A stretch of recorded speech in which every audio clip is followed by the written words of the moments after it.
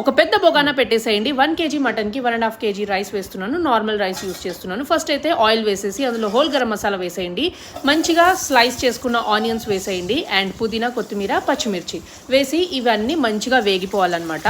వేగిపోయిన తర్వాత అందులో అల్లం ఎల్లిగడ్డ పేస్ట్ వేసేయాలి అండ్ టొమాటోస్ కూడా వేసేయాలి. మీన్ వైల్ మా మమ్మీ మ్యాజిక్ మసాలా రెడీ చేస్తున్నారు. సో ఇంకా అల్లం ఎల్లిగడ్డ పేస్ట్ వేసేసి మంచిగా కలిపేసుకొని అందులో టొమాటోస్ వేసేసేయాలి.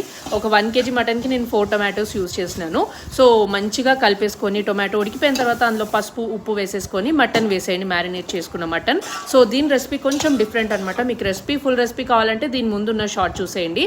సో మటన్ కూడా వేసినాను. ఆల్రెడీ మటన్ ఉడికిపోయింది కాబట్టి రైస్కి వేసేసి మంచిగా ఒక 5 minutes రైస్ని ఆయిల్లో ఫ్రై అవ్వనివ్వాలి. అండ్ ఇంకా తగినంత వాటర్ వేసేసుకోవాలన్నమాట. ఎక్కువ వాటర్ వేయకండి, ఎందుకంటే మనం మటన్ బాయిల్ చేసాం కదా, ఆ వాటర్ కూడా వేస్తాము.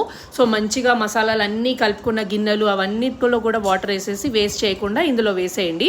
ఇంకా వేసేసి మంచిగా రైస్ని ఉడకనిచ్చేయండి. మ్యాజిక్ మసాలా వేసేసి ఇంకా మంచిగా మిక్స్ చేసేసి అంతే, రెడీ అయిపోయిందనమాట మటన్ పులావ్. ఒక 5 to 10 minutes దమ్కి పెట్టేసేయండి.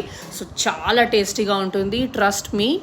వీడియో కనుక నచ్చితే లైక్ చేసేయండి. బాయ్.